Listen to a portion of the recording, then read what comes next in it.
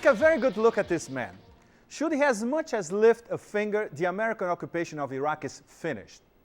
According to an AP dispatched by 2 Iraqi reporters, quoting sources in the holy city of Najaf, Grand Ayatollah Ali Sistani, the top religious Shiite authority in Iraq, is inclined to issue a series of fatwas, formal rulings, declaring what amounts to be a defensive jihad against the occupying US troops. For the past 5 years, Ayatollah Sistani has at best tolerated the US occupation, unlike Muqtada al-Sadr, who's always stressed active resistance, and he has always wanted a deadline for US troop withdrawal. But we have to remember, already in 2003, Ayatollah Sistani had hinted he would lead a Shiite revolt against the Americas, if that would be the case. And in 2004, he practically forced President Bush to hold an open election, a one-person, one-vote election in Iraq. For the past year or so, the Ayatollah has been very quiet. So why this spectacular change of heart, and why now?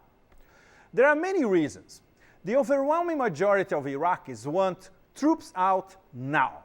And that's why the Sadrists are so popular in Iraq. Ayatollah Sistani, to put it mildly, does not like Muqtada al-Sadr.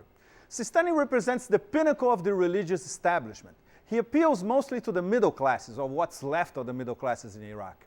Young Muqtada al-Sadr is viewed as an upstart. He appeals to the huge, disenfranchised masses in Iraq. The Ayatollah spokesman in Karbala, Abdul Mahdi Karbalai, he recently said that Sistani was against the Maliki government offensive of the Mahdi army in Basra and in Sadr city. Well, he had to be. Otherwise, the Shiite masses would seriously question his own authority. The Real News reported on the horror in Sadr city, where hundreds of civilians were killed. US corporate media virtually ignored it, but every Shiite in Iraq saw what it was all about. Sistani, with a religious man's subtlety, may also be setting a timetable to the White House. In other words, he's saying your imperial project of a cluster of military bases and cheap oil controlled by US multinationals is doomed. He is very much aware how the right in the US, still committed to the project for the new American century, is frantically trying to set up an attack on Iran. Ayatollah Sistani is Iranian. He was born in Mashhad in 1930.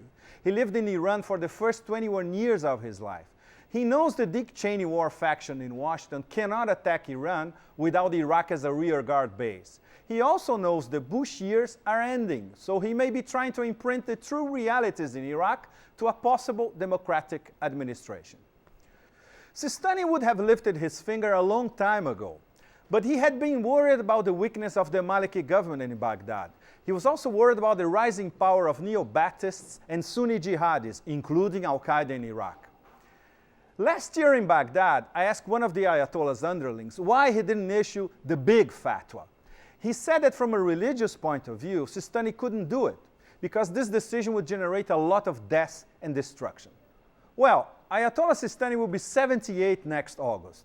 For the moment, he may be issuing mini fatwas, saying it's acceptable to fight US troops in self-defense.